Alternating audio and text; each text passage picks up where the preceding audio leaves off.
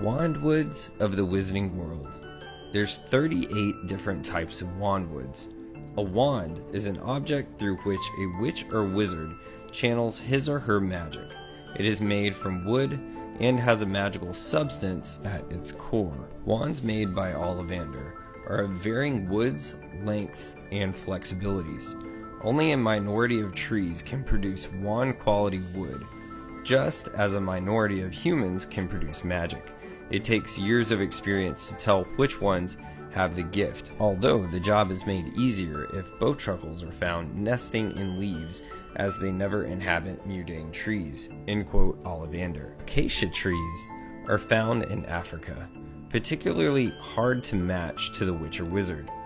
Quote from Ollivander says, "A very unusual wand wood, which I have found creates tricky wands that often refuse to produce magic for any but their owner, and also withhold their best effects from all of these most gifted. This sensitivity renders them difficult to place, and I keep only a small stack for those witches or wizards of sufficient subtlety, for acacia is not suited to what is commonly known as bangs and smells magic."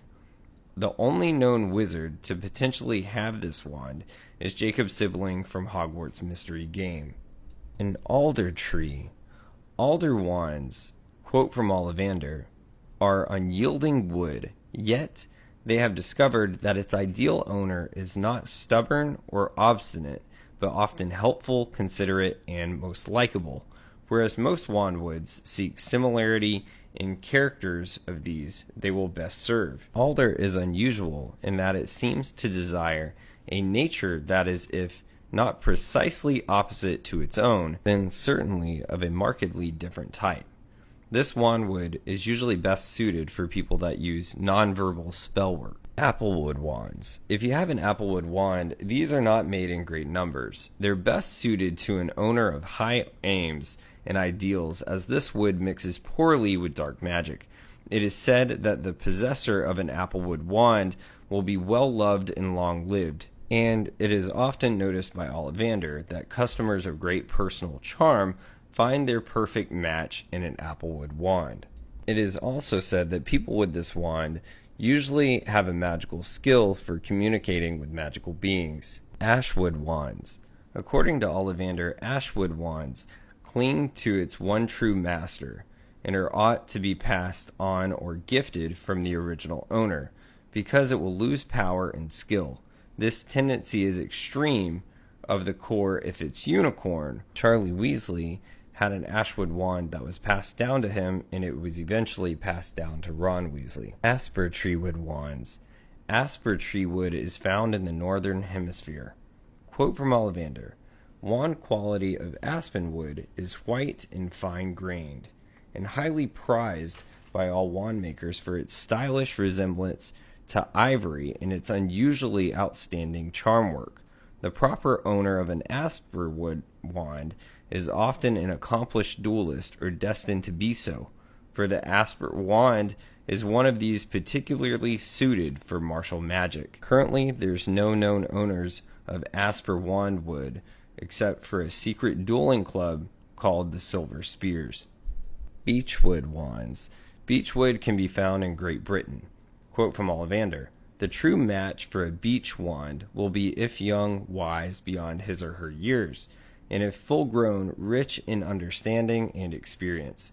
Beech wands perform very weakly for the narrow-minded and intolerant, such wizards and wizards having obtained a beech wand without having been suitably matched have often presented themselves at the homes of learned wand makers such as myself, demanding to know the reason for their handsome wands' lack of power. When properly matched, the beech wand is capable of artistry rarely seen by any other wandwood, hence its lustrous reputation." Blackthorn wands. Blackthorn can be found in the rose family. It's native to Europe, Western Asia, and Northwest Africa. Blackthorn, a quote from Ollivander, which is very unusual wandwood, has the reputation, in my view well merited, of being best suited to a warrior. This does not necessarily mean that its owner practices the dark arts. although it is undeniable that the witch or wizard that enjoys the blackthorn wand will enjoy its power. One finds blackthorn wands among aurors as well as among denizens of Azkaban. Sir Cadogan, that's on a portrait in Hogwarts, is one of the people recorded to have used this wandwood. Black walnut wands. These are native to eastern North America. These grow mainly in the wetlands. Quote from Ollivander, "It's less common than the standard walnut wand. That of a black walnut seeks a master of good instincts and powerful insight. Black walnut is a very handsome wood, but not the easiest to master. It has one quirk, which is that it is abnormally attuned to inner conflict, and loses power dramatically if its possessor practices any form of self-deception. But when it comes to charm work, these wands are particularly useful." Cedar wands. Cedar is native to the Mediterranean and Himalayas.